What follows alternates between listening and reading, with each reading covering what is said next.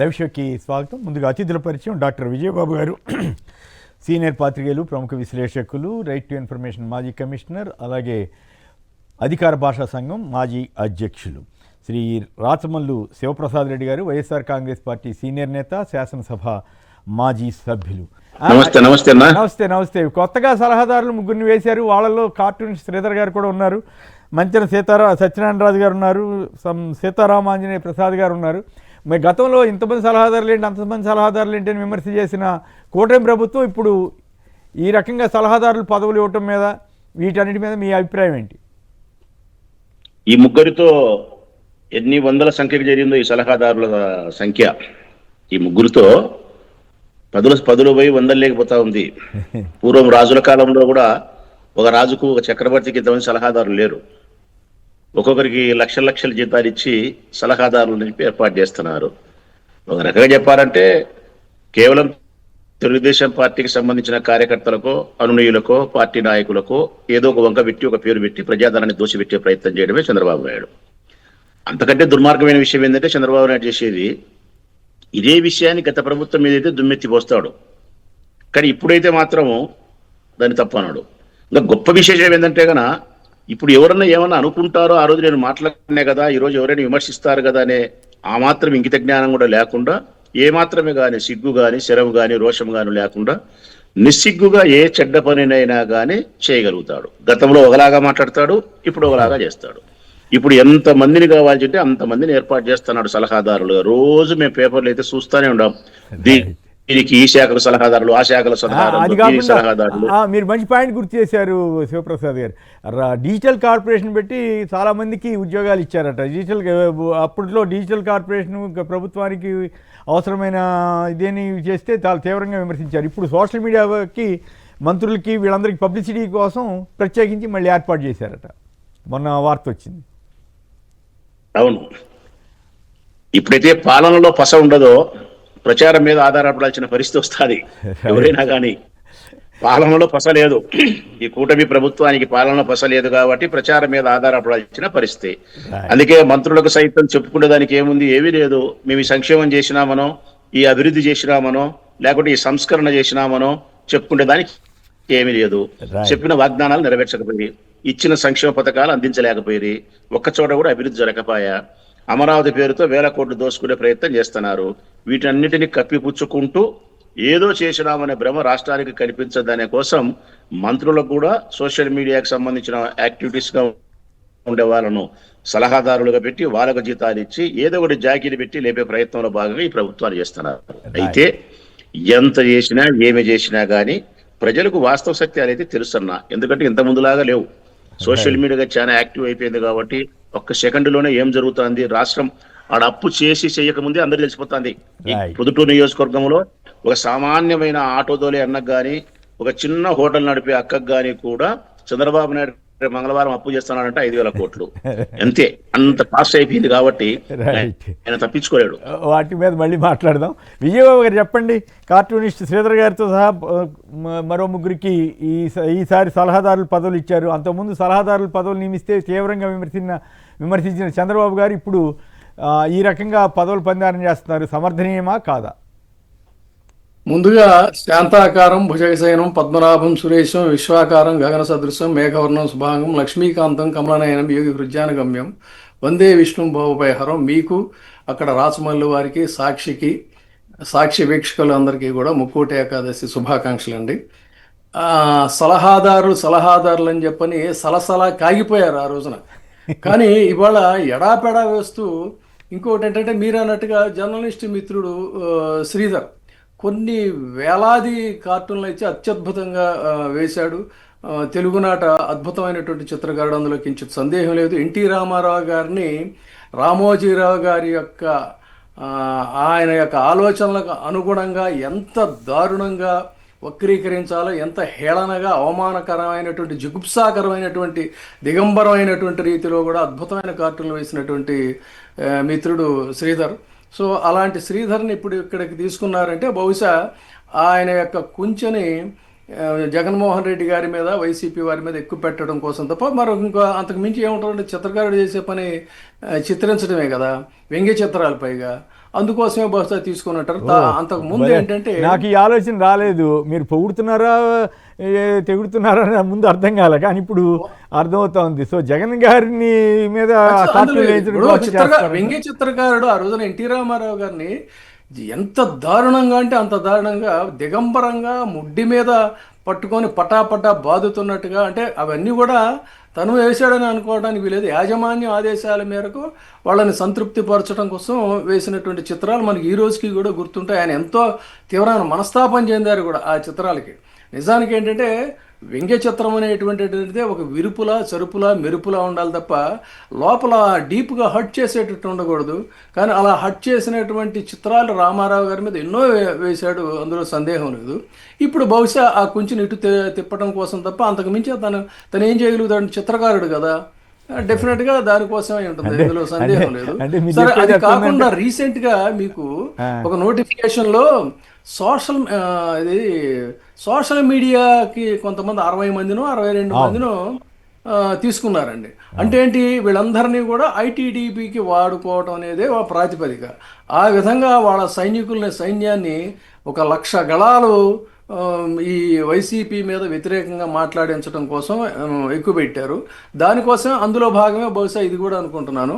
ఇది ఈ సలహాదారుల యొక్క నియామకాలు. అంటే ప్రభుత్వ ధనంతో పప్పు బెల్లాల్లా చేస్తూ రాజకీయంగా వాడుకునేటువంటి పరిస్థితి తప్ప మరొకటి కాదు. నిన్న ముఖ్యంగా నేను అక్కడ వారు ఉన్నారు, నేను చాలా సంతోషించి ఆయన ప్రెస్ మీట్ చూసి రాజమల్లు గారు అత్యద్భుతంగా అది ఒక ఏదో గాలివానలో నీటి బుడగలో అనేటువంటి పాటలాగా ఊతకర్రలతో నడుస్తున్నటువంటి ప్రభుత్వాన్ని అద్భుతంగా ఆయన మాట్లాడారు. వారిని కూడా నేను ప్రత్యేకంగా అభినందిస్తున్నాను. మీకు మళ్ళీ ఆయనకి కూడా మంచి వాగ్దాటి, అట్లాగే శబ్దాల మీద పట్టు, ఆ పదాల మీద పట్టు ఉన్న నేతల్లో రాచమల్లి శివప్రసాద్ రెడ్డి గారు ఒకరు. రాయలసీమ మాండలికంలో అది చాలా ప్రత్యేకత. రైట్. అయితే మీరు కార్టూనిస్ట్ శ్రీధర్ గారిని పొగుడుతున్నట్లే పొగిడి చివరికి ఎన్టీ రామారావు గారికి అంత అధ్వానమైన ఫోటోలు కాదు, అంత అధ్వానమైన ఫోటో కార్టూన్లు వేశారు కాబట్టి పదవి ఇచ్చారన్నట్టుగా ముందేమో ఆయన ప్రతిభను మెచ్చుకున్నారు, రెండో వైపు ఏమో ఎన్టీ రామారావు గారిని అవమానించిన వ్యక్తికి ఇచ్చారన్న అర్థం వచ్చేలాగా మాట్లాడటం విశేషం. ఆయన మంచి కుంచెని వంచే విధంగా ఆ రోజున ఈనాడులో చేశారు కదా, కాదనేదే ఉంది. అవును, అవునా కాదా? నాకు మంచి మిత్రుడు కూడా ఇన్ఫాక్ట్. అదే అదే రైట్. ఒక రకంగా అభినందించడం, ఇంకో రకంగానేమో ఇటువైపు ఎందుకు ఈ పదవి ఎందుకు ఇచ్చారన్న దాని మీరు విశ్లేషించారు. రైట్. రాచమల్లి గారు చెప్పండి, మీరు ఆ ప్రాంతం వారే కదా, ఓవరాల్గా ఈ జిల్లాల ఎఫెక్ట్ ఏమిటి? అన్నమయ్య జిల్లాలను ఎందుకు అంత విచ్ఛిన్నం చేయాల్సిన అవసరం ఎందుకు వచ్చింది? అన్నమయ్య పుట్టిన ప్రాంతం కాకుండా వేరే చోట తీసుకెళ్ళి ఆ పేరు పెట్టడం ఏంటి? అలాగే రంపచోడవరం కూడా పోలవరం పెట్టారట, if I'm not wrong. Polavaram ఏమో దాంట్లో లేదని అన్నారు, మరి ఇప్పుడు ఏమైనా మార్చినట్టు నాకైతే కనపడలేదు. సో ఈ రకమైన మార్పులు చేర్పులు చేయడం వల్ల ఏంటి ప్రయోజనం? విజయబాబు అన్న గారు చెప్పినట్టు కొంచెం నేను కూడా ముందు సరిగా ఆలోచించలేదు. అన్న చెప్పిన తర్వాత నాకు చాలా ఆలోచన కలిగింది. జగన్మోహన్ రెడ్డి గారిని బాధ పెట్టడానికి, ఇబ్బంది పెట్టడానికి చిత్రకారుని చేతిలోని కుంచెను వదలలే, జర్నలిస్ట్ చేతిలో ఉండే పెన్ను వదలలే, పోలీసు వాళ్ళ చేతిలో ఉండే లాఠీ వదలలే, వాక్శుద్ధి లేని వాని నోట్లోని నేలకను వదలే. అన్నీ వాడుకున్నట్టే లాస్ట్కు వైఎస్ఆర్ జిల్లాను సర్వనాశనం చేయడానికి రాజశేఖర రెడ్డి కుటుంబం మీద ఉండే కోపంతోనూ, మా మీద అందరి మీద ప్రజల మీద ఉండే కోపంతోనూ అన్నమయ్య జిల్లాను కూడా సర్వనాశనం చేశారన్న. బాధ కలిగేది ఏంటంటే, దేవదేవుడైనటువంటి ఆ ఏడుకొండల వారికి 33,000 సంకీర్తనలు అందించినటువంటి గొప్ప వ్యక్తి అన్నమయ్య. రాజంపేట పక్కన చిన్న పల్లెలో జన్మించిన వాడు. ఆయన పేరుతో జగన్మోహన్ రెడ్డి గారు ఎంతో సదుద్దేశంతో, గొప్ప భావనతో, ప్రజల యొక్క మనోభావాలను దృష్టిలో పెట్టుకొని చాలా మంచి పేరు పెట్టినాడు అన్నమయ్యని. అసలు అది ఎంత అద్భుతం అంటే అంత మంచి ఆలోచన చేసినాడు ఆయన. ఈరోజు ఆ జిల్లానే లేకుండా చేసి పారేసినారు. తిరుపతినేమో తీసుకుపోయి కోడూరునేమో తిరుపతిలో కలిపినారు, రాజంపేటను తెచ్చి మాకు పెట్టినారు, రాయచోటిని తీసుకుపోయి మదనపల్లిలో వేసినారు, అన్నమయ్య జిల్లానే లేకుండా చేసినారు. అన్నమయ్య జిల్లా లేదు, అన్నమయ్య పేరు లేదు, రాయచోటి లేదు. పేరున్నట్లు అసలు అన్నిటికంటే దుర్మార్గం ఏంటంటే కాదు మార్కాపురానికి ఆ పేరు పెడతాది. మార్కాపురం అంటున్నా, మదనపల్లికి ఆ పేరే పెడతారని అన్నారు. అన్నమయ్య జిల్లా కేంద్రంగా మదనపల్లి అని పెడుతున్నారు. అన్నమయ్య పుట్టిన చోటు కాకుండా వేరే చోట ఆ కేంద్రంగా పెడుతున్నట్టున్నారు. అది ఎట్లా పెడతారు?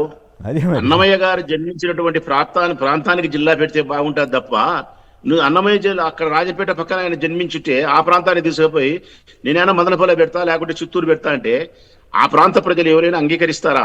అసలు నాకు తెలియక అడుగుతా నేను. ప్రభుత్వాలు మారిన ప్రతిసారి జిల్లాలు పేర్లు మారడం, ఆ జిల్లాల్లో ఉండే కాన్స్టిట్యున్సీలు ఇంకో దాంట్లోకి మారడం, పిల్లి తన పిల్లలను గంటకు గడియకు ఈ మూలకు ఆ మూలకు మార్చినట్టు కాన్స్టిట్యున్సీలు తీసుకుపోయి ఈ వారకు ఆ వారకు మారుస్తూ ఉంటే, భౌగోళికమైన పరిస్థితులను పట్టించుకోకుండా మీ ఇష్టానుసారం మారుస్తా పోతే ప్రభుత్వాల మీద విశ్వాసం ప్రజలకు ఉంటుందే? ఏమన్నా అర్థం పడుతూ ఉండే మాటలేనా?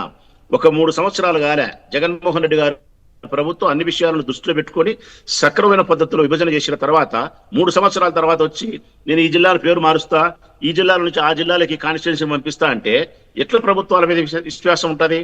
చిత్తూరు జిల్లాను మూడు జిల్లాలు చేస్తావా? కడప జిల్లాను మాత్రం ఒకటే చేస్తావా? కడప జిల్లా మా 10 నియోజకవర్గాలుంటే ఒకదాన్ని తీసుకుపోయి తిరుపతిలో కలిపినావు, ఒకదాన్ని తీసుకుపోయి మదనపల్లిలో కలిపినావు, మా 8 దానాలను అట్టే పెట్టినావు, మా జిల్లా మటుకు ఒక జిల్లానే చేసినావు. ఎందుకు మా 10 నియోజకవర్గాలుండే మా జిల్లాను మరో 1-2 కలిపి కడపను అన్నమయ్యను 2గా ఎందుకు చేయకుండా ఉన్నావు? చిత్తూరుని ఎందుకు 3 చేసుకున్నావు? అనంతపురం ఎందుకు 2గా చేసుకుంటావు? నీకు అనుకూలమైనటువంటి వాతావరణం కోసం, రాజకీయ ప్రయోజనాల కోసం, సీట్ల కోసము, ఓట్ల కోసము అన్ని రకాలుగా దృష్టిలో పెట్టుకుని స్వార్థపూరితమైన ఆలోచనలతో జిల్లాల విభజన చేస్తున్నావు, నియోజకవర్గాలు తీసుకుపోయి కలుపుతానవు తప్ప సత్యం కాదు. ఇది మంచి పద్ధతి అయితే కాదు. ప్రభుత్వాల మీద విశ్వాసం అయితే ఉండదు. మా కడపకు జరిగిన అన్యాయానికి ఒక రాయచోట ఒకటి మాత్రమే అక్కడ ఉద్యమానికి సిద్ధమవుతుంది అనుకుంటే పొరపాటి ప్రభుత్వం.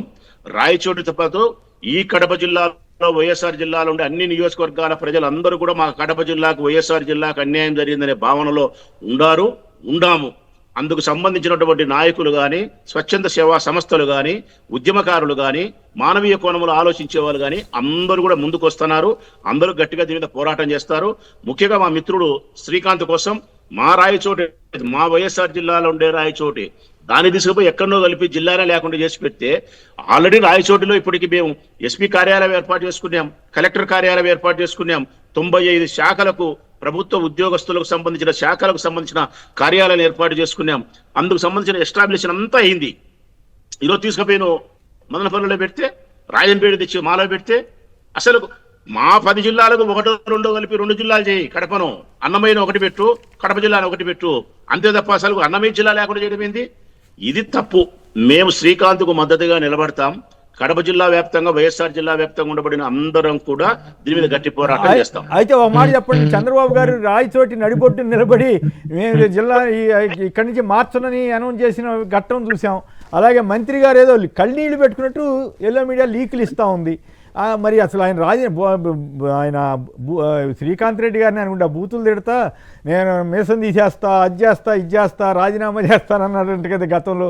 మరి ఇప్పుడేమో కన్నీళ్ళు పెట్టుకుంటే ఏం ప్రయోజనం, అక్కడ సంతకం పెట్టొచ్చని శ్రీకాంత్ రెడ్డి గారు అంటున్నారు. మరి చంద్రబాబు గారు ఎన్ని వాగ్దానాలు ఇట్లా ఉల్లంఘన చేస్తారు? ఒకటన్నా కుమ్మినేని గారన్నా, ఒకటే, మీకు తెలియని విషయాలు ఏమీ లేవు, రాష్ట్ర ప్రజలకు అందరికీ తెలుసు. అయినా చెప్పక తప్పలే కాబట్టి చెప్తానాము. జగన్మోహన్ రెడ్డి మాట తప్పితే ఆశ్చర్యం, చంద్రబాబు నాయుడు మాట మీద నిలబడితే ఆశ్చర్యం. చంద్రబాబు నాయుడు అనే వ్యక్తి మాట మీద నిలబడితే ఆశ్చర్యం. నేను రాయచోటిని జిల్లాగా అట్లే ఉంచుతాను అని చెప్పి ఆయన అట్లే ఉంచితే గన నేను ఆశ్చర్యపోయిందును, ఖచ్చితంగా ఆశ్చర్యపోయిందును. సూర్యుడు ఏడ ఉదయించాల్సినోడు ఎక్కడో ఉదయించినట్టు ఇదేంద్రప్ప చంద్రబాబు నాయుడు మాట మీద నిలబడినాడని చెప్పి ఆశ్చర్యపోయిందును. ఇప్పుడు నాకేం ఆశ్చర్యం లేదు. ఎందుకంటే అత్యంత సహజమైనటువంటి లక్షణం, ఆ శరీరంలో ఉండబడిన లక్షణం ఏంటంటే గన ఇచ్చిన మాటను తప్పడం, వాడుకొని వదిలేయడం, మోసం చేయడం, వెన్నుపోటు పొరచడం, స్వార్థంగా ఆలోచించడం, తన స్వప్రయోజనాల కోసం ఇతరులు ఎవరైనా సర్వనాశనం చేయడం చంద్రబాబు నాయుడుకు వెన్నతో పెట్టిన విద్య. ఆ రోజు రాయచోటిని జిల్లాగా ఉంచుతానని చెప్పినాడంటే తప్పకుండా ఉంచాడని మనకు లెక్క. నువ్వు 1500 రూపాయలు ప్రతి ఆడపిల్ల అకౌంట్లో వేస్తాను అని వాగ్దానం చేసినాడంటే అది బెయ్యడని లెక్క. నిరుద్యోగులకు 20 లక్షల ఉద్యోగాలు ఓకే, ఇస్తానంటే అవన్నీ మళ్ళీ అది మాట్లాడుకుందాం. జరగనే జరగలేదు. అయితే ఫైనల్గా అట్లా చెప్పండి. ఏదైనా ఓకే, అవన్నీ ఫైనల్గా చెప్పండి. మంత్రి రాంప్రసాద్ రెడ్డి ఇప్పుడు ఏం చేస్తారు? కన్నీరు పెట్టుకుని మళ్ళీ జనంలో ఊరికి అట్లా తిరుగుతారా, లేదు యాక్టివ్గా యాక్షన్ ప్లాన్ ఏదైనా పెట్టుకుని రాజీనామా చేసేయటం, మీసాలు తీసేయటం ఇట్లాంటివి ఏమైనా చేస్తారా? మండిపల్లి రాంప్రసాద్ రెడ్డి అనే వ్యక్తి మినిస్టర్ కావడం అనేది నిజంగా అతని అదృష్టం. అతను ఎమ్మెల్యే కావడానికి మాత్రం కూడా ఏమాత్రం అవకాశం లేని చోట మరి ఏ రూపంలో ఎమ్మెల్యే కాగలిగినాడో కానీ అది దైవ బలమో, లేకుంటే ఎన్నికల కమిషన్ బలమో, లేకుంటే మరొక చంద్రబాబు నాయుడు అబద్ధాలు మొత్తం మీద అయినాడు. మనం అయిన తర్వాత ప్రజా తీర్పును ఆమోదించినాం. ఈ రోజు నీకు రాయచోటిని శ్రీకాంత్ రెడ్డి అనే వ్యక్తి రాయచోటిని జిల్లా తీసుకొచ్చి పెడితే, శ్రీకాంత్ రెడ్డి ఆ రోజు మంత్రి పదవినో మరొక దానినో సాక్రిఫై చేసి తన ఊరికి జిల్లా కావాలని చెప్పి తీసుకుపోయినాడు, కృతార్థుడైనాడు. అందులో ఈరోజు మండిపల్లి రాంప్రసాద్ రెడ్డి అనే వ్యక్తి మంత్రి అయిన తర్వాత దాన్ని నిలబెట్టాల. ఆ రోజు శ్రీకాంత్ ఏమో మంత్రి పదవిని త్యాగం చేసి జిల్లాను తెచ్చుకున్నాడు. ఈ రోజు రాంప్రసాద్ రెడ్డి మంత్రి పదవిని నిలుపుకునేదానికి జిల్లాను పోగొట్టుకున్నాడు. పైన మాత్రం వచ్చి బయట కన్నీళ్లు గారిసే యాక్షన్ చేస్తున్నాడు. అంతకుముందు మాత్రం పెద్ద పెద్ద మాటలు మాట్లాడినాడు. శ్రీకాంత్ రెడ్డిని బోషుడీకే అనే పదం ఉపయోగించినాడు, మీసం దిస్తా అని చెప్పినాడు, ఇంకా ఏంటంటే చెప్పినాడు. నయ్యా, నువ్వు ఈరోజు బోషుడీకే అనాల్సిన అవసరం లేదు, మీసం తీసుకోవాల్సిన అవసరం లేదు, గుండు చేసుకోవాల్సిన అవసరం లేదు. నిజంగా నువ్వు వైఎస్ఆర్ కడప జిల్లాలో పుట్టిన బిడ్డవైతే, అట్లాంటి వద్దులేండి. రాయచోటి వాస్తవ్యునివైతే, రాయచోటి యొక్క మీద నీకు ప్రేమ ఉండి ఆ ప్రజల మీద ప్రేమ ఉంటే, ఇక్కడ జిల్లా పోతే నాకు నష్టం కదా నా ఊరి ప్రజలకని నీ అభిప్రాయం ఉంటే, నువ్వు ఏ మీసాలు తీసుకోవాల్సిన అవసరం లేదు, ఏ కన్నీళ్లు కార్చాల్సిన అవసరం లేదు. నీవు తెలుగుదేశం పార్టీకి ఎమ్మెల్యే పదవికి మంత్రి పదవికి రాజీనామా చేసి ఉద్యమకారునిగా ఉద్యమంలోకి రాగలిగితే గన నీకు నేనే స్వాగతం పలుకుతా. అది చెయ్యకుండా ఈ గ్లిజరిన్ కన్నీళ్లు, ఈ డ్రామాలు, ఈ పై యాక్షన్లు చేస్తే దానివల్ల మరింత నువ్వు దిగజారిపోతావే తప్ప ప్రజలలో ఉన్నతమైన స్థితిలో మాత్రం నిలబడవు. రైట్. అవుత్ శ్రీధర్ గారు లైన్లో ఉన్నారు. శ్రీధర్ గారు నమస్కారం, మాట్లాడండి. కుమ్మేన్ గారు నమస్కారం అండి. అక్కడ ఉన్న పెద్దవాళ్ళకి ప్రేక్షకులకు నమస్కారం అండి. కుమ్మేన్ గారు ముఖ్యంగా ఇక్కడ 2 పాయింట్స్ అండి. ఒకటి సలహాదారుల విషయం, రెండోది వచ్చేసి జిల్లాల విషయం.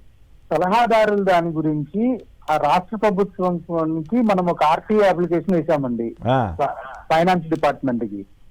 అంటే ఏదైనా ఒక పోస్ట్ ని అప్రూవ్ చేయాలంటే ఫైనాన్స్ డిపార్ట్మెంట్ వాళ్ళ కంకరెన్స్ ఖచ్చితంగా ఉండాలి. సో వాళ్ళని అడిగా అనమాట, అసలు మీరు ఎంతమందిని అపాయింట్ చేశారు, ఆ తర్వాత ఇవి కాకుండా ఎక్స్పర్ట్స్ అని, కన్సల్టెంట్స్ అని, తర్వాత యంగ్ మెన్ ఫెలోషిప్ లని ఇలాంటివి కొన్ని అపాయింట్ చేస్తా ఉన్నారు. సో ఇవన్నీ ఎంప్లాయ్ అపాయింట్ చేశారని చెప్పి అడిగితే వాళ్ళు మా దగ్గర సమాచారం లేదండి అని చెప్పి దాట వేస్తా ఉన్నారు. నిన్నటి వరకు చంద్రబాబు నాయుడు గారు ఏం చెప్పారంటే, అసలు ఏంటి సలహాదారులు, వాళ్ళకి ఒక ఇది ఉండాలి కదా, ఎట్లా పడితే అట్లా. ఇవాళకి నిండా 2 సంవత్సరాలు గడవలేదు, 29 మంది సలహాదారుని అధికారికంగా నియమించారండి. వీళ్ళు కాకుండా వేరే డిపార్ట్మెంట్స్ లో నామినేషన్ మీద, అంటే ఎగ్జిక్యూటివ్ ఆర్డర్ మీద అపాయింట్మెంట్లు చేసే వాళ్ళు ఎంతమంది ఉన్నారనే దానికి లెక్కలేదు. ఇవి జరుగుతా ఉన్నాయి.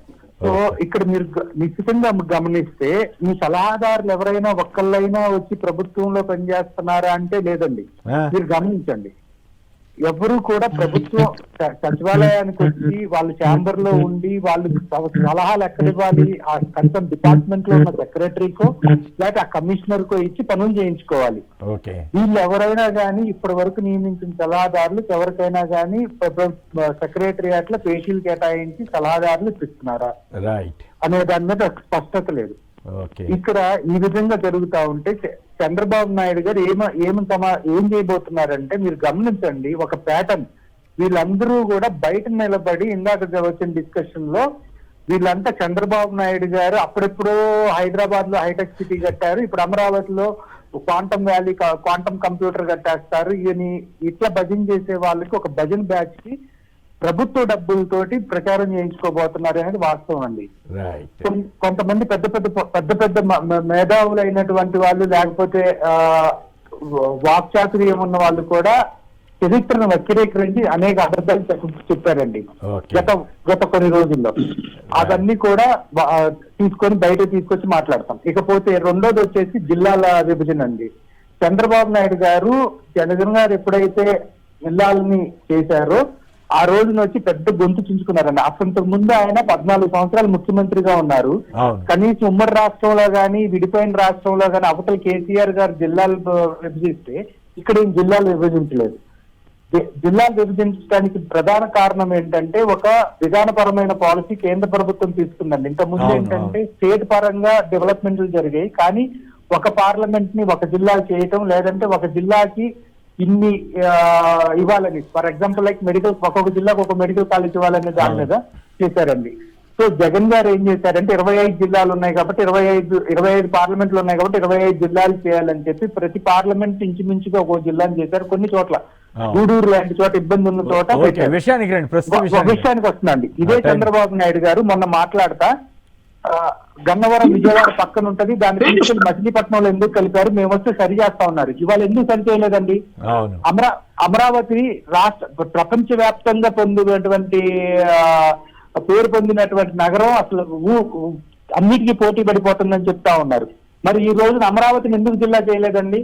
మీరు వచ్చి ఎక్కడైతే చూడండి, గమనించండి, ఎక్కడైతే వైఎస్ఆర్సీపీకి బలం ఉంటుందో అక్కడ విచ్ఛిన్నం చేయాలి. ఆ విచ్ఛిన్నం చేయటం కూడా భాగంగానే ఆ జిల్లాల్లో తగాదాలు పెట్టాలి. ఆ తగాదాలు పెట్టి వచ్చిన దాన్ని చలిగాల్చుకోవాలి. ఎందుకోసమని అమరావతిని జిల్లా చేస్తా అన్న మాట ఎందుకు నిలబెట్టుకోలేదు? గన్నవరాన్ని తీసుకొచ్చి విజయవాడ జిల్లాలో కలుపుతాను, లేకపోతే ఎన్టీఆర్ జిల్లాలో కలుపుతాన్న మాట ఎందుకు చేయలేదు?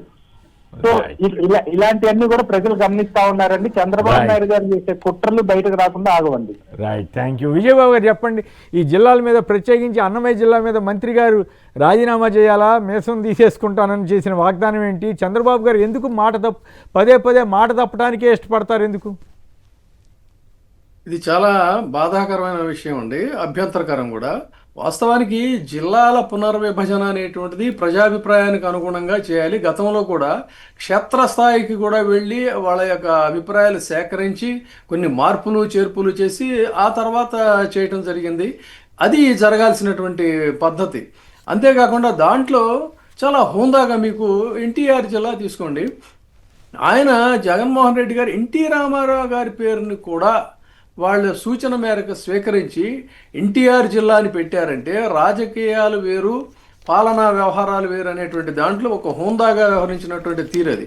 కానీ దారుణమును బాధాకరం ఏంటంటే సరిగ్గా ఏ ముక్కోటి ఏకాదశి ఘడియలు సమీపిస్తున్నాయో ఆ సమయంలో ఈ మధ్యకాలంలో పాపం పవన్ కళ్యాణ్ గారితో పోటీ పడి మరి ఈయన ఎక్కువ సనాతన ధర్మం గురించి ఎక్కువ మాట్లాడుతూ ఉన్నాడు చంద్రబాబు నాయుడు గారు. ఇప్పుడు గతంలో ఎప్పుడు లేదు, మీకు నాకు తెలుసు. కొన్ని దశాబ్దాల కాలంలో ఎప్పుడు కూడా ఆయన ఆధ్యాత్మిక వ్యవహారాల గురించి ప్రస్తావనే అసలు తనకు ఉండదు, అంత మెటీరియలిస్టు. అలాంటిది ఈ మధ్య కొత్తగా ఒక రాగం అందుకున్నాడు. అలాంటిది ముక్కోటి ఏకాదశి గడియలు సమీపిస్తున్న సమయంలో సాక్షాత్తు ఆ శ్రీవారి హరినందకమే కత్తే అన్నమయ్య తప్ప మరొకరు కాదు అని పురాణాలు చెప్తున్నటువంటి నేపథ్యంలో అటువంటి మహానుభావుడి పేరుతో ఉన్నటువంటి జిల్లాని ఛిద్రం చేయటం అంటే ఎంత కసి ద్వేషం ఉంది అని అంటే నాకు మన విజయవాడ రోడ్లో వైడనింగ్ పేరుతో గుడులు కొట్టిచ్చేసినప్పుడు కూడా అసలు శాస్త్రోక్తంగా విగ్రహాలను తొలగించాలి. అలాంటిది ఏమీ లేకుండా జస్ట్ బుల్డోజర్లు తీసుకొచ్చి విగ్రహాలని గుడులను పగలగొట్టినటువంటి ఇది అక్కడే ఈ అన్నమయ్య పేరును కూడా మార్చడంలో వాళ్ళు ఎంత పాశవికంగా రాక్షసంగా ఈ హిందూ ధర్మం పట్ల వాళ్ళు ప్రవర్తిస్తున్నారు అన్నదానికి ఇది ఒక తాజా ఉదాహరణ. కేంద్రం మార్చినట్టున్నారు, జిల్లా పేరేమో ఆయనకి సంబంధం లేని చోట పేరు జిల్లా పెట్టి అదే లాభం ఉందండి. ఇందాక చెప్పినట్టు ఆయన పుట్టింది ఒక చోట, నువ్వు ఎక్కడికో తీసుకెళ్ళి కంటి తుడుపు తప్ప నిజంగా కాదు కదా. నిజంగా పైగా మీరు అది సందర్భం కాదండి. నిన్న చేయటం అనేది, నిన్న ఆ రకమైనటువంటి ప్రకటన చేయటం అనేటువంటిది కూడా ఎట్టి పరిస్థితుల్లో కూడా కరెక్ట్ కాదు. కేవలం ఇందాక మన సోదరుడు అవుతూ శ్రీధర్ రెడ్డి చెప్పినట్టు ఏంటంటే అదొక అతి తెలివి తప్ప మరొకటి కాదండి. వాళ్ళు ఏమనుకుంటున్నారు, ఫలానా వాళ్ళు ఏం చేస్తారు, ఇదంతా కూడా పొలిటికల్గా రీసెర్చ్ చేస్తున్నారు. ఏ ప్రాంతాల్లో ఎక్కువ సాలిడ్ ఓట్లు గడ్డు కాలంగా ఉన్నటువంటి పరిస్థితుల్లో కూడా వైసీపీకి మ్యాక్సిమం పడినటువంటి ఓట్లు ఏ ప్రాంతంలో ఉన్నాయి, తక్కువగా పండి అక్కడ ఉన్నాయి, దాన్ని కనుక స్కాటర్ చేస్తే అప్పుడు వాళ్ళకి ప్లస్ అవుతుంది అనుకుంటున్నారు. కానీ ఇక్కడ జరుగుతుంది ఏంటి, మొత్తం కింద నీళ్ళు వచ్చేస్తూ ఉన్నాయి. యావత్తు ప్రజలు, ఏ ప్రజలైతే మీకు ఒక చిన్న ఎగ్జాంపుల్, నిన్న ఆర్య వయసులందరూ కూడా పెద్ద ఎత్తున తిరగబడ్డారు. అనే ఆర్య వయసులందరూ కూడా మరి కారణాలు ఏమైనప్పటికీ కూడా వాళ్ళు ఇప్పుడు రియలైజ్ అయ్యారు, వాళ్ళకి ఇంకా బ్రహ్మాండంగా వ్యాపారాలు సాగుతాయి అనుకున్నారు, కానీ అసలు ఉన్న వ్యాపారాలు కూడా పోయినాయనే దీంతో ఆ రోజు నాకు తెలిసి నా పరిశీలనలో 198% మంది ఆర్య వయసులంతా కూడా టీడీపీకి ఓటేసినటువంటి పరిస్థితి. వారు ఈ రోజున రియలైజ్ అయ్యారు. అట్లాగే పోలీసు కాదు, అర్చకులు కాదు పోలీసులు దాడులు చేయటువంటి షాపుల వాళ్ళ మీద ఒకవేళ లారీ నిజంగా అడ్డం ఉందో ఏముందో తెలియదు కానీ తీయించవచ్చు, కానీ పోలీసు షాపుల వాళ్ళ మీద దాడి చేయటం ఏంటి? ఇక్కడ వైశ్యుల ఇంకోళ్ళ అని కాదు, అరాచకాలు పోలీసులే చేస్తే, ఫేక్ వీడియోలు ప్రభుత్వాలే విడుదల చేస్తే ఇంకా అసలు ఈ పైగా డీజీపీ గారు అంత మాట అన్నారు, మీరు చూశారు కదా, మాకు ప్రోటోకాల్ వెహికల్స్ లేవంట, ఆయనకి పెట్రోలింగ్ వెహికల్స్ లేవని ఆయన చెప్తే కాదు అది ఎంత వైలేషన్ ఆఫ్ లా అనేది మళ్ళీ చెప్తా.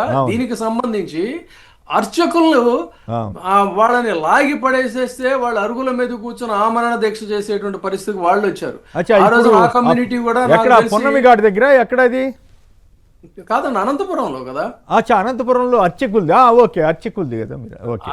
అంటే పొన్నమి ఘాట్ దగ్గర కూడా ఏదో గొడవ జరుగుతుంది, పొన్నమి ఘాట్ దగ్గర కూడా ఏదో గొడవ జరుగుతుంది. ఈ ఆవకాయ ఉత్సవం గురించి అక్కడ ఏదో గోడలు బాగా ధ్వంసం చేశారు. ఆవకాయ దగ్గర జరిగింది, మాగాయల దగ్గర జరుగుతున్నాయి. అయితే ఇక్కడ అంటే ఆ కమ్యూనిటీ కూడా ఈ రోజున రియలైజ్ అయ్యారు. వీళ్ళంతా పబ్లిక్ లో ఒక రిటాలియేషన్ వస్తామంటే మీరు జిల్లాలు చీల్చేసి ఎప్పటికీ కూడా మీకు ఆ ఓటు బ్యాంక్ పర్మనెంట్ గా ఉంటుంది అనుకోవటం కేవలం ఒక ఊహాజనితమైనటువంటి ప్రయత్నం తప్ప మరొకటి కాదు. యావత్ రాష్ట్రంలో ఉన్నటువంటి సగటు ప్రజలు, ఎగువ మధ్య తరగతి ప్రజలందరూ కూడా లోపల ఉడికిపోతున్నారు. అయితే మీరు సృష్టించినటువంటి భయానికి చాలా మౌనంగా ఉంటున్నారు. మౌనం అనేటువంటిది అంగీకారం కాదు, అది రేపటి విస్ఫోటనానికి ఒక ప్రతీకగా తీసుకోవాలి. ఖచ్చితంగా ప్రజలు తిరగబడే పరిస్థితి వస్తుంది. మీరు అడిగే దీనికి వైలేషన్ ఆఫ్ లా, డీజీపీ చెప్పింది కంటెంప్ట్ ఆఫ్ కోర్ట్ ఎలా అవుతుంది, వైలేషన్ ఆఫ్ లా ఎలా అవుతుంది అనేది నేను తర్వాత చెప్తానండి. రాచమల్లి గారు చెప్పండి, అసలు ఈ ప్రభుత్వం ఇట్లా ఎందుకెంత అధ్వాన్నమైన పరిస్థితిలో హోంమంత్రి గారు అట్లా మాట్లాడొచ్చా? డీజీపీ గారు ఇట్లా చెప్పవచ్చా? అసలు డీజీపీ గారు చట్టబద్ధమైన పాలన చేయకుండా రెడ్ బుక్నే ఫాలో అవుతున్నారన్న విమర్శకు ఎందుకు ఇష్టపడుతున్నారు తప్ప చట్టాన్ని ఎందుకు పాటించట్లేదు అనుకోవాలి? అన్నిటికంటే ప్రధానంగా చర్చ చేయాల్సిన అంశం ఇదేనన్నా. రాష్ట్రంలో మేధావులు ఇప్పుడు విజయబాబు లాంటి వాళ్ళు, మీలాంటి వాళ్ళు ఎక్కువగా దీని మీద ఫోకస్ చేయాలి. కారణం ఎందుకంటే శాంతి గొప్పదే, అభివృద్ధి గొప్పదే అంటే అభివృద్ధి కంటే శాంతి గొప్పది. హింస కంటే మరొకటి నాశనం చేసేది మరొకటి లేదు. నువ్వు అభివృద్ధి చెందాలంటే ప్రశాంతమైన వాతావరణం ఉండాలి. ఒకవేళ కొద్దో గొప్ప అభివృద్ధి చెందినా కానీ ప్రశాంతమైన వాతావరణం లేని చోట ఆ అభివృద్ధి ఫలాలను ప్రజలు అనుభవించలేరు. కాబట్టి ఏ రాష్ట్రమైనా ప్రశాంతమైన వాతావరణం ఉండాలి. ఏ పాలకులైనా ఆ విషయంలో నిష్పక్షపాతంగా నిజాయితీగా ఆలోచించాలి. అసలు మనుషుల యొక్క హక్కులకు కానీ మనుషుల యొక్క స్వేచ్ఛకు కానీ భంగం కలిగించి వారి కుటుంబ సభ్యులను అందరినీ బాధించే స్థితిలోకి నిరపరాధులు కూడా తీసుకుపోయే విధంగా ప్రభుత్వాలు కక్షగట్టి పోలీసులను ఉపయోగించేయడం అంటే కన్నా చాలా అన్యాయం, అభ్యంతరకరం. ఇప్పుడు ప్రస్తుతం మన కర్మ, మన దరిద్రం ఏంటంటే కన్నా ఈ రాష్ట్రంలో జరుగుతూ ఉండేది అన్నిటికంటే నీచంగా జరుగుతూ ఉండేది ఏంటంటే కన్నా లా అండ్ ఆర్డరే. ఎక్కడే కానీ ఈ రాష్ట్రంలో ప్రశాంతమైనటువంటి వాతావరణం కానీ, శాంతియుతమైన వాతావరణం కానీ, న్యాయం అందరికీ సమానమైన పద్ధతిలో కానీ లేనే లేదు. చిన్న పిల్లల మీద 10, 12, 6, 3 సంవత్సరాల పిల్లల మీద కూడా మానభంగాలు చేసి ఆ పిల్లలు చంపేసి నీళ్ళలో బారేస్తే శవాలు కనపడకపోతే తల్లిదండ్రులు అల్లాడిపోతా అంటే కూడా పోలీస్ శాఖ నిర్వీర్యమైపోయి పట్టుకునే పరిస్థితి లేదు, ఇంకోటి లేదు. ఎక్కడ చూసినా విశాఖపట్నం మొదలు పెట్టుకుంటే మా ప్రొద్దుటూరు వరకు చెప్తా ఉన్నా, బంగ్యాకు విచ్చలివిడి బంగ్యాకు యువత అంతా సర్వనాశనం అయిపోతుంది. ఎక్కడ చూసినా మద్యము, బెల్ట్ షాపులు సర్వనాశనం అయిపోతుంది. ఎక్కడ చూసినా రెడ్ బుక్ రాజ్యాంగం, తప్పుడు కేసులు. పోలీసులు అయితే కంప్లీట్గా తెలుగుదేశం పార్టీకి, చంద్రబాబు నాయుడు, లోకేష్ కు వారు ఏదో ఇంటి మనుషులు అయినట్టు, వారి సొంత మనుషులు అయినట్టు, ఏమంటే ఒక మాట తప్పుగా మాట్లాడితే పోలీసులు అవమానపరిచింది కాబట్టి మేము కంట్రోల్ చేసుకొని మాట్లాడుతున్నాం. వాళ్ళను బానిసలనో లేకుంటే గుమస్తాలనో లేకుంటే ఇంకొకటనో అవన్నీ మాట్లాడకూడదు కాబట్టి మాట్లాడడం లేదు. కానీ నిజంగా పోలీసులు వ్యవహరించే తీరైతే సక్రమంగా లేదు. పూర్తిగా రెడ్ బుక్ రాజ్యాంగం నడుస్తుంది. పూర్తిగా తెలుగుదేశం పార్టీ ప్రభుత్వాన్ని సంతృప్తిపరచడానికి పోలీసులు పనిచేస్తున్నారు తప్ప మరొకటి లేదు. ఇక ఆయన హోంమంత్రి గారిని పెట్టినారు, ఆ సోదరిని, మా చెల్లెలను. అసలు ఆమె హోంమంత్రినా లేకపోతే జగన్మోహన్ రెడ్డి గారిని దూషించడానికి ఏర్పాటు చేసిన మంత్రి? ఒక కులాన్నో, ఒక వ్యవస్థనో, ఒక మహిళనో, ఒక స్త్రీలింగమనో, పుంలింగం అట్లా తీసుకొని ఒకరిని అపాయింట్ చేసి ఇదిగో జగన్ నువ్వు దూషిస్తాండు, జగన్ దూషించడానికే నీకు ఈ పదవి ఇచ్చినామని చెప్పినారు కాబట్టి ఆ సోదరి హోమ్ మినిస్టర్ గారు పదే పదే పదే పదే పదే జగన్మోహన్ రెడ్డి గారిని పులివిందుల ఎమ్మెల్యే అని సంబోధిస్తూ ఉన్నవి లేనివి మాట్లాడుతూ అబద్ధపు వీడియో సాక్ష్యాలను చూపిస్తూ దుష్ప్రచారానికి కంకణబద్దురాలేం తప్ప ఈ రాష్ట్రంలో ఒక మహిళగా నేను హోమ్ మినిస్టర్గా పదవి బాధ్యతలు స్వీకరించిన ఈ రాష్ట్రంలో నా మహిళలకు రక్షణ కలగాల, ఆత్మగౌరవం కలగాలని చెప్పి ప్రయత్నం చేసిన దాఖలాలు లేవు. దరిద్రం ఏంటంటే, కర్మ ఏంటంటే, ఒక మహిళ హోమ్ మినిస్టర్ అయిన తర్వాతనే ఈ 2 సంవత్సరాల కాలం, దగ్గర 2 సంవత్సరాల కాలంలో మహిళల పైన గతంలో ఎప్పుడూ లేనంత, ఈ రాష్ట్రం ఏర్పడినప్పటి నుంచి ఎప్పుడు లేనంత మహిళల పైన దాడులు జరుగుతున్నాయి, అరాచకాలు జరుగుతున్నాయి. ఇంకా వైఎస్ఆర్ కాంగ్రెస్ పార్టీ వాళ్ళ మీద అయితే ఇంకా మీరు చెప్పినట్టు చెప్పాల్సిన అవసరమే లేదు. బాలకృష్ణ విషయంలో ఒక న్యాయము, చంద్రబాబు నాయుడు విషయంలో ఒక న్యాయము, జగన్మోహన్ రెడ్డి గారి అభిమానుల విషయంలో ఒక న్యాయము. ఎవరికైనా శాంతియుతమైన వాతావరణాన్ని ఇచ్చే విషయంలో చట్టం అనేది సక్రమంగా పని చేయాలనేది నేను చెప్పేది. ఈ సందర్భంగా మా జగన్మోహన్ రెడ్డి గారికి కూడా మేము ఇప్పటి నుంచే విజ్ఞప్తి చేసేది, మా వాళ్ళందరూ చెప్పేది ఏంటంటే, మనల్ని బాధిస్తున్నారు, మన మీద కేసులు పెడుతున్నారు, సోషల్ యాక్టివిటీస్ మన సోషల్ మీడియా వాళ్ళ మీద పెట్టినారు, రాజకీయ నాయకుల మీద, అంతెందుకు జర్నలిస్టులు అయినటువంటి మీ మీద పెద్దలు, అంత వయస్సు కలిగిన వాళ్ళు, ఉత్తములు మిమ్మల్ని తీసుకుపోయి జైల్లో పెట్టినప్పుడు మా కంట కన్నీరు వచ్చింది. మా ఇంట్లో మా భార్య, మా పిల్లలు అందరం కూడా బాధపడినాం. ఏమి దుర్మార్గమైన ప్రభుత్వం, ఆ మనిషి ఏంది, 70 సంవత్సరాల వయసు ఉంది, ఆయన ఒక చిన్న చెడ్డమాట మాట్లాడాడు. ఎప్పుడైనా మేము రాయలసీమ లాంగ్వేజ్ ఏదైనా చెడ్డమాట మాట్లాడేది తప్పు, ఇట్లా మాట్లాడదని చెప్పి మనిషిని తీసుకుపోయి కటకటాల్లో పెడతారా మిమ్మల్ని? ఈ దుర్మార్గం పాడు కానీ ప్రభుత్వాన్ని. తండ్రి లాంటి వయసు మీది, జ్ఞానం బుద్ధి లోకేష్కు ఉండాలి. అసలుకు మా నాయన వయసు ఎంత, కొమ్మినేని శ్రీనివాస్ గారి వయసు ఎంత, ఆయన పని ఏంది? ఆయన మాతిని ఏమన్నా రాజకీయ నాయకుడా, మాతిని ఏమన్నా ఇంకొకటి మాట్లాడేవాడు, విమర్శించేవాడా? అట్లా మిమ్మల్నే తీసుకుపోయి లోపల పెట్టిన తర్వాత ఈ ప్రభుత్వానికి సిగ్గు శరం ఏమన్నా ఉందే? కాబట్టి మేము జగన్మోహన్ రెడ్డి గారు కూడా ఇప్పుడు నుంచి చెప్పేది ఏంటంటే, సార్ రేపు మన ప్రభుత్వం వచ్చిన తర్వాత తప్పకుండా వస్తాం. ఎవరైనా మన పార్టీ వాళ్ళు అంతో ఇంతో కోపంతో మాట్లాడినా, బాధ కలిగి పగతో ప్రతీకారంతో రగిలిపోయిన నాయకునిగా మీరు ఎట్టి పరిస్థితుల్లో వాళ్ళకు తల ఊపకుండా ఈ శాంతి భద్రతను పరిరక్షించే విషయంలో మేమందరం 4 మెట్లు కాదు 10 మెట్లు కిందికి దిగుతాం. ఈ పగా ప్రతీకారాలు లేకుండా న్యాయాన్ని సమానంగా అందరికి అందించండి, లా అండ్ ఆర్డర్ ను కంట్రోల్ చేయండి అని చెప్పి ఈ రోజే మా సార్ మేము జగన్మోహన్ రెడ్డి గారు చెప్తాను. అట్లా ఎందుకు అసలు ఒక్క మాట చెప్పాలంటే, లోకేష్ చేతులకి ఏ బుద్ధైతే రాజ్యాధికారం పెత్తనం వచ్చిందో ఈ రాష్ట్రం సర్వనాశనం అయిపోయింది. ఈ రాష్ట్రంలో శాంతి భద్రతలు పూర్తిగా క్షీణించిపోవడానికి, సర్వనాశనం కావడానికి 100కు 100% లోకేషే కారణం. దీనికి ఈ పాపానికి మూల్యం చెల్లించాల్సినది కానీ, ఈ పాపాన్ని మూట కట్టుకునేది కానీ లోకేషే. రైట్. విజయబాబు గారు, డీజీపీ గారు అలా అది వ్యంగ్యమా, లేకపోతే నిజంగానే రాష్ట్రం అంత అధ్వానంగా ఉంది, వెహికల్స్ కూడా కొనలేని పరిస్థితి ఉందని చెప్పటమా? మరి పక్కనే వెహికల్ కనపడతా ఉంది, వెహికల్స్ లేవని ఆయన చెప్పడం ఏమిటి? అసలు ఆయన అట్లా మాట్లాడొచ్చా? అట్లాగే హోంమంత్రి గారు ఇందాక రామ్నాథ్ గారు వీడియో కూడా ఆయన చూసి చెప్తున్నారు ఇది ఫేక్ వీడియో అని. ప్రభుత్వాలే ఫేక్ వీడియోలు వేసే పరిస్థితి, వీటిని ఎవరు అదుపు చేయలేరా? ఫస్ట్ అండ్ ఫార్మోస్ట్ ఇందాక రాజమౌళి గారు చెప్పినట్టు లా అండ్ ఆర్డర్ అనేటువంటిది ఏ రాష్ట్రంలోనైనా గాడి తప్పితే పాలన పూర్తిగా వైఫల్యం చెందినట్టేనండి. వాళ్ళకి పాలించేటువంటి అధికారం అయితే లేదు. ప్రధానమైనటువంటి అంశం ఏంటి, దేనికోసం అండి? మనం స్వేచ్ఛ కోసం కదా. మనం ఆటవిక ప్రభుత్వాల నుంచి, రాచరిక ప్రభుత్వాల నుంచి స్వేచ్ఛ కోసం కదా, ప్రజాస్వామ్యం కోసం పోరాటాలు చేసి ఆవిష్కరించుకున్నటువంటి ప్రజాస్వామ్యం. అటువంటి దీంట్లో ఈ రోజున మళ్ళీ ఫ్యూడలిస్టిక్ వ్యవహారాలతో చేస్తున్న వాళ్ళని చూస్తే జాలేస్తుంది. ఆ స్టేట్మెంట్స్ చూస్తే, అంటే తెలిసిన వాళ్ళకి చెప్పొచ్చు, తెలియని వాళ్ళకి చెప్పొచ్చు. తెలియని వాళ్ళకి ఏం చెప్తామండి, మేము ఈడుస్తాం, మేము లాగుతామంటే హూ ఆర్ యూ? అసలు దెర్ ఈజ్ ఎ లా. అది కాస్త ఆలస్యం అయితే అవుతుందేమో తప్ప ఎంత దారుణమైనటువంటి స్టేట్మెంట్స్ అంటే, చట్టం మీ చేతుల్లోకి తీసుకున్నామని మీరు మురిసిపోతున్నారు, తాత్కాలికంగా ఎగిరిపడుతున్నారు, కానీ ఖచ్చితంగా దీనికి ప్రతిఫలం మూల్యం చెల్లించుకునే అవకాశం వస్తుంది. ఎందుకంటే ప్రతి వ్యక్తికి కూడా జీవించే హక్కు అనేటువంటిది భారత రాజ్యాంగం ఇచ్చిందండి. పబ్లిక్ హ్యూమిలియేషన్ వర్సెస్ ఆర్టికల్ 21 అనేది తీసుకున్నట్లయితే, ఆయన డైరెక్టర్ జనరల్ డీజీపీ గారు చెప్పినటువంటిది ఏంటి, మాకు వాహనాలు లేవు కాబట్టి మేము నడిపిస్తున్నాం అనేది. దీనికి ఖచ్చితంగా చెప్పాల్సింది ఏంటంటే, లాజిస్టిక్స్ లోపం అనేటువంటిది చట్ట ఉల్లంఘనకు కారణం కారాదు అనేటువంటి దాన్ని గౌరవ న్యాయస్థానాలు గతంలో చాలా స్పష్టంగా చెప్పాయి. దానికి సంబంధించి వాళ్ళు ఇచ్చిన వ్యాఖ్యానం కూడా చెప్తున్నాను నేను ఇక్కడ. Administrative inconvenience is not a defence for violation of fundamental rights. ప్రాథమిక హక్కుల యొక్క ఉల్లంఘనకి మీ పాలనాపరమైనటువంటి లోపాలని మీరు దాన్ని ఎక్స్క్లూజివ్గా చూపించడం అనేటువంటిది చెల్లదు అని సాక్షాత్తు కోర్టులు ఇచ్చాయండి. వాహనం లేకపోవటం అంటే దాని అర్థం ఏంటంటే హక్కులు తీసేయడం. మీరు హక్కుల్ని తీసేశారన్నప్పుడు రిట్ ఆఫ్ మ్యాండమస్ కిందకి అది అట్రాక్ట్ అవుతుంది, కంటెంప్ట్ ఆఫ్ కోర్టు కిందకు వస్తుంది. సుప్రీంకోర్టు ఆదేశాలను లెక్క చేయకపోయినట్లయితే ఏం జరుగుతుంది అనే దానికి చాలా కేస్ స్టడీస్ కూడా ఉన్నాయి. Prakash Singh versus union of India, పోలీసులు ఇచ్చినటువంటి ఆదేశాలను రాష్ట్రాలు అమలు చేయకపోయినట్లయితే ఇది నిర్లక్ష్యం కాదు, ఇది న్యాయ వ్యవస్థకు అవమానం అని సుప్రీంకోర్టు కామెంట్ చేసింది.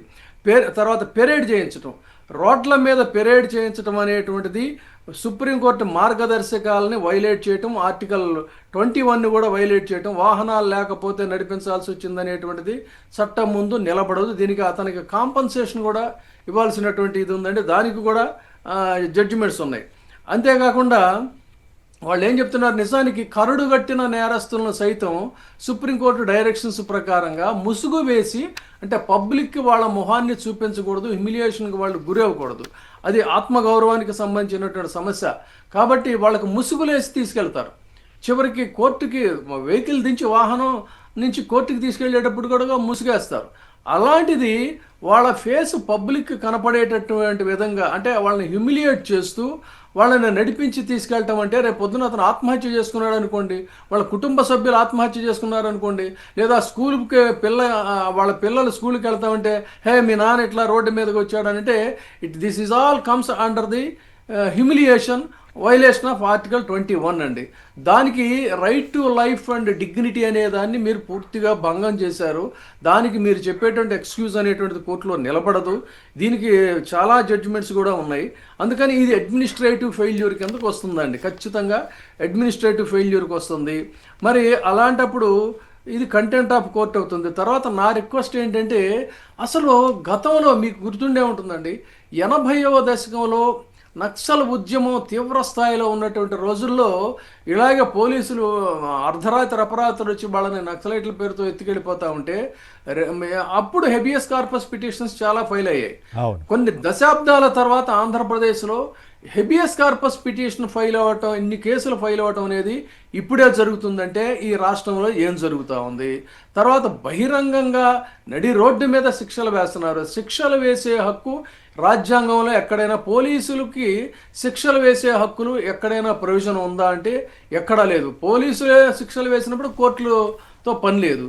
కాబట్టి కోర్టు కూడా నడి రోడ్డు మీద శిక్షలు వేసేటువంటిది ఉందా అంటే భారత న్యాయ వ్యవస్థలో అలాంటివి కూడా లేవండి. కోర్టులో సైతం శిక్షలు అనేటువంటివి వితిన్ ది దీంట్లోనే వేస్తాయి. అంటే ఇంత బరి తెగించి ఇక్కడ హింసను ప్రేరేపిస్తూ ఉంటే మరి human rights, national human rights commission దృష్టికి వెళ్ళడం లేదా? I do not want to talk about the state human rights commission. తర్వాత మరి గౌరవ హైకోర్టులు వాళ్ళు రిట్టుగా దీన్ని సుమోటోగా వారెందుకు స్వీకరించడం లేదు? ఇది నాకు అర్థం కానటువంటి ఒక సామాన్య పౌరుడిగా సాక్షి ముఖంగా నేను గౌరవ హైకోర్టు వారిని కూడా నేను చెప్తున్నానండి, సుమోటోగా ఇంత జరుగుతూ ఉంది. ఒకసారేమో రోడ్ల మీద చాలా బ్రూటల్గా కాళ్ళు నలిపేసేసి అరికాళ్ళ మీద లాఠీలతో కొట్టారు. ఇది అసలు భారతదేశంలోనే దారుణమైనటువంటి సంఘటన. ఆ రోజు కేసును సుమోటోగా తీసుకోలేదు. గర్భిణిని కొట్టారని అంటే అదే ఇట్ ఈస్ ఎ పెట్టి కేసు అండి. ఎందుకంటే డాక్టర్ సర్టిఫికేట్ ఇచ్చారు ఆ అమ్మాయికి ఏమీ అవ్వలేదని చెప్పని. ఆ పెట్టి కేసుకి కూడా అంత బ్రోటల్గా నడిపించారు. దీనికి సంబంధించి అతను మేకనో పోతునో నరికాడని చెప్తున్నారు. అది కూడా పబ్లిక్ న్యూసెన్స్ పెట్టి కేసు కిందకు వస్తుంది. ఒక దానికి సంబంధించి ఒక 50 రూపాయలు ఎంతో ఉంది. ఆ లెక్కన కాదు విజయబాబు గారు, అట్లా చేయటమే తప్పు అయితే, అట్లా రఫా అని బోర్డులో పెట్టడం తప్పు అయితే, ఉప ముఖ్యమంత్రి హోదాలో ఉండి కాళ్ళు ఎరగొడతాం, కీళ్ళు ఎరగొడతాం, అది చేస్తాం, ఇది చేస్తాం అని చెప్తే అది తప్పు కాకుండా పోతోంది. హోంమంత్రి గారు మా ఇష్టం చేస్తామని చెప్తే తప్పు కాకుండా పోతోంది. లోకేష్ గారు 2 సార్లు రఫా అంటున్నారు, రెడ్ బుక్ అంటున్నారు. అవేమి తప్పులు కాదా? అవి కాదు తప్పులు. ఆ ఓజీ సినిమాలో బాధ్యతాయుతమైనటువంటి పదవిలో ఉండి కత్తి తీసి విన్యాసం చేయడం అనేది it is a violation of law. దాని మీద మరి ఎందుకు చర్యలు తీసుకోలేదు? నెల్లూరులో టీడీపీలో చేరతా కొంతమంది కత్తులు తిరిగారండి, తిరిగినట్టు వీడియోలు కూడా వచ్చినాయి. మరి వాళ్ళనేమి రోడ్డు మీద తిప్పలేదు సరి కదా, కేసు కూడా పెట్టలేదు. తర్వాత ఒక కీలకమైనటువంటి ప్రశ్న Right. ఈ రోజు ప్రభుత్వానికి మనం సంధిస్తున్నామండి. మీరు ఒక పోతుని అతను నరికాడని దానికి పెద్ద ఎత్తున పెట్టి కేసుని మీరు గ్లోరిఫై చేసి మొత్తం చట్టాలన్నీ మీ చేతిలోకి తీసుకొని శిక్షించారు, బాగానే ఉంది. కొన్ని రోజుల్లోనే మరి అంటే ఇక్కడ ఏంటి, జంతు వధ అనేటువంటిది అది నేరం. ఆ జంతు అంటే వన్యప్రాణులు బహిరంగంగా. కానీ జంతువులు కానీ బహిరంగంగా. వాటిని వధించిన నేరం. అంటే ఇక్కడ కాక్ ఫైట్ కూడా భారత న్యాయ వ్యవస్థ ప్రకారంగా అది కూడా నిషేధం. కాబట్టి ఈ కాక్ ఫైట్ అనే దాని పేరుతో రేపు పొద్దున కొన్ని వందలాది కోళ్ళని మీరు నడి రోడ్డు మీద నరుకుతారు. దాంతోపాటు అక్కడ ఇది కూడా జరుగుతుందండి, పొట్టేళ్ల ఫైట్లు కూడా జరుగుతాయి. ఈ పొట్టేళ్ల ఫైట్లు చేసేటువంటి వాళ్ళని, కాక్ ఫైట్ చేసేటువంటి వాళ్ళని అతనిలాగే నడి రోడ్డు మీద మీరు నడిపిస్తారా? భలేవాళ్ళే. ధర్మవరంలో వీడియో చూడలేదా? ధర్మవరంలో టీడీపీ బీజేపీ కలిసి పొట్టేళ్ళు నరుగుతా ఉంటే పోలీసులు కాపలా ఉన్నారు. ఇక అటువంటి పరిస్థితి ఏర్పడింది. ఇవాళ బర్రెలు ఆల్రెడీ కోడి పందాలకు సంబంధించిన బర్రెలు గీశారంటే కొంతమంది ఎమ్మెల్యేలకి ఏరియాని బట్టి 30 లక్షల నుంచి ఎంతెంతో డబ్బులు ముట్ట చెబుతున్నారంట. అయినా అవేమీ కనపడవు గౌరవ ప్రభుత్వం వారికి. రైట్. రాచమల్లి గారు చెప్పండి, స్వర్ణ గ్రామాలు పేర్లు మారిస్తే జగన్ గారి పేరు మార్చిపోతుందా? ఎంత హాస్యాస్పదమైన విషయం అంటే, సచివాలయాలను ఏ వ్యవస్థలనైతే గౌరవ ముఖ్యమంత్రి, ఆనాటి ముఖ్యమంత్రి జగన్మోహన్ రెడ్డి గారు తీసుకొచ్చినారో, గాంధీజీ కన్న కళలను, గ్రామ స్వరాజ్యాన్ని తీసుకొచ్చినారో, వికేంద్రీకరణ, అధికార వికేంద్రీకరణ గ్రామానికి అందించగలిగిన గొప్ప పాలకుడు, సంస్కరణకర్త జగన్మోహన్ రెడ్డి గారు. ఓర్చుకోలేక అసూయాగ్రస్తుడైనటువంటి చంద్రబాబు నాయుడు, శరీరం అంతా అసూయాగ్రస్తుడే. ఆయన రాజశేఖర రెడ్డి రక్తం అంటేనే ఆయన సరిపోదు, రాజశేఖర రెడ్డి సరిపోదు, రాజశేఖర రెడ్డి కుటుంబం అంటేనే సరిపోదు. దీని పేరు మార్చి స్వర్ణ దేవాలయమనో, స్వర్ణాలయమనో, ఇంకోటో ఏది పెట్టినా కానీ ఆయన అమాయకత్వం కాకపోతే, పేరు మార్చినంత మాత్రాన ఆ వ్యవస్థను తీసుకొచ్చిన వ్యక్తి యొక్క పేరు ప్రజల హృదయాల నుంచి పోతుందే. ఎంత అమాయకమైనటువంటి వ్యక్తి ఈ వ్యక్తి చంద్రబాబు నాయుడు. ఎప్పుడైనా ఈ రాష్ట్రంలో సచివాలయాలు ఉన్నంత కాలము సచివాలయాలు ఉంటాయి, రాష్ట్రం ఉన్నంత కాలం సచివాలయాలు ఉంటాయి, గ్రామాన సచివాలయాలు ఉన్నంత కాలం ఆ సచివాలయాన్ని చూస్తేనే ఎవరికైనా, ఆ గ్రామస్తునికైనా, బయట నుంచి పోయిన మనకైనా ఆ గ్రామ సచివాలయం అనే బోర్డు చూస్తానే మనకు జగన్మోహన్ రెడ్డి కనిపిస్తాడు. దీనికి నువ్వు పేరు పెట్టినా పెట్టకపోయినా, నువ్వు ఎన్ని విద్యలు చేసినా, ఎన్ని కుతంత్రాలు పన్నినా కూడా ఇంతే.